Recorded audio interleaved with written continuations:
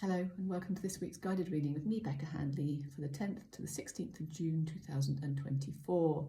So this week I am using the Divine Feminine cards by Megan Watterson. They are beautiful cards, 53 cards, and they're all different goddesses, saints, female saints. You can use these cards even if you identify as male, because we all have feminine energy within us. And they're really great as well for people presenting as male to balance out sort of that male-female dynamic. But yeah, they're beautiful cards. I love them and I'm excited to use them today. So what have we got going on? So we've just had this recent new moon in Gemini, which is, so Gemini, the first half of the month is quite energized. I mean, I don't know if you're finding it, but I'm feeling quite sort of wired. And I think it is this Gemini sort of new moon energy, but be careful not to burn out. Allow yourself to rest. You might find that, you have loads of energy, then suddenly you hit a bit of a wall. So take time to kind of ground. Really important to ground at the moment, particularly if you're on the sort of sensitive spectrum. On the 11th of June, Mars is going to square Pluto. And don't worry too much if you don't understand what that means, but it's an astrological kind of conjunction. When planets square each other, it's like a kind of, they're sort of sizing each other up. So it can feel a little uncomfortable. It says it's a tense aspect, testing resilience and determination. There might be a sense of power struggles. You might have a confrontation with someone maybe someone in authority figure, but it's really helping us to break through outdated patterns and structures and assert ourselves from that kind of sacred place. So quite a lot of us tend to back away from confrontation. We swallow our voice, we don't express ourselves, we don't meet our needs. Not good. The other end of the spectrum is that people puff up and they get very sort of triggered and wounded and they end up being quite destructive. So what we're trying to get here, what the universe is trying to get, is for us to come into that place of sacred ground where you can speak your truth in connection to your heart, in alignment, and things will be heard and things will shift. I had an example this morning. Someone I would consider in a position of authority spoke to me in a way that I didn't feel very respectful, and I ended up having a conversation with that person, which took a bit of guts for me, but it was a really amazing conversation. There was a lot of light in it. There was kind of a breakthrough, and I felt like something really shifted for myself and the dynamic with this person. So have courage to be you, and speak with that sense of alignment, whether it's coming into your power or whether it's sort of lessening that sort of more fiery aspect. All right, so I'm going to get my cards, give them a shuffle and see who's coming out for us today. What lovely woman wants to reveal herself. Let's see what we've got. So taking a card for Monday. Oh, Joan of Arc. She is amazing. I say she is, obviously she's no longer with us, but her energy is still with us. And it says here, Joan of Arc, the warrior of light. I have steel-like faith in myself. The angels armor me with conviction. So this is a card about believing in yourself. It very much ties in with this Gemini energy. Interesting that it's kind of for the 11th of June, where we might have that sort of need to sort of step into our power and step into our truth. Yeah, let me see what it says here. That might be some interesting gems.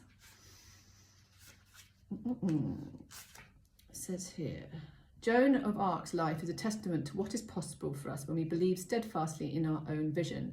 She asks us for us to move beyond our fear, to act on our truth, and to do this with confidence of knowing that our every step is flanked with the angels. The soul voice meditation is, what is the most powerful vision for my life? And the intention, I have a steel-like faith in myself. The angels armor me with conviction. Well, that is bang on for what I've just been talking about. This need to kind of be able to sort of move through confrontation and conflict, but in a sense of with grace. That's the word. Can you move through the start of your week with grace and belief in yourself? Joan, welcome. Welcome to our lives, right? Who have we got now?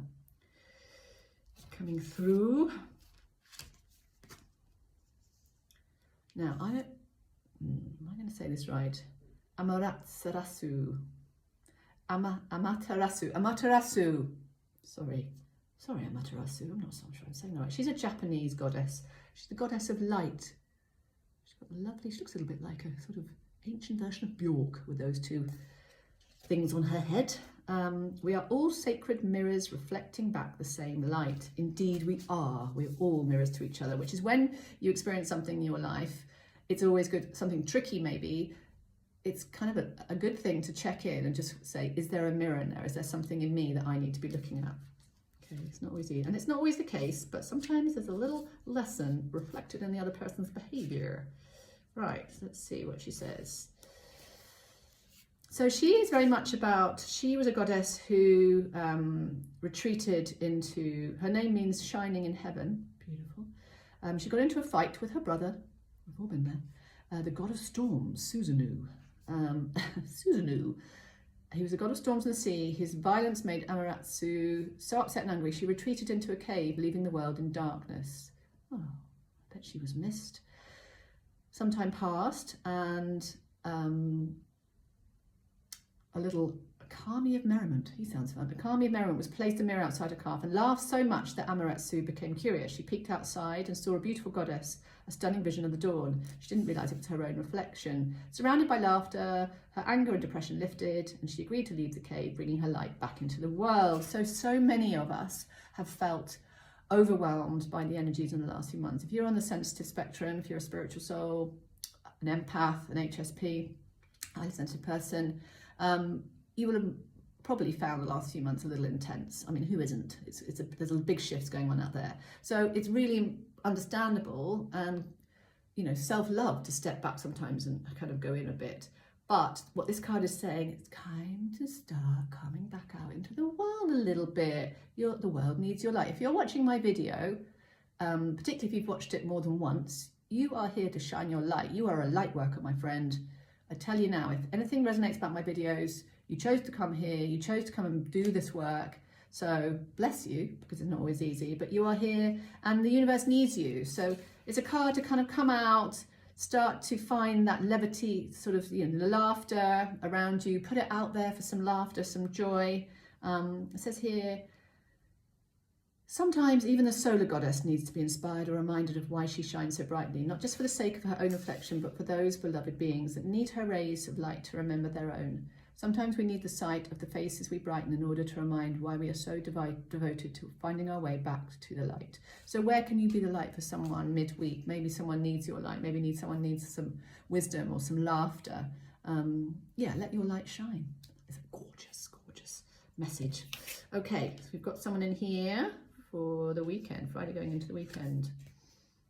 Oh goodness, she's got quite the hat there. Very cosmic hat. Catherine Lebour. I'm assuming she was French.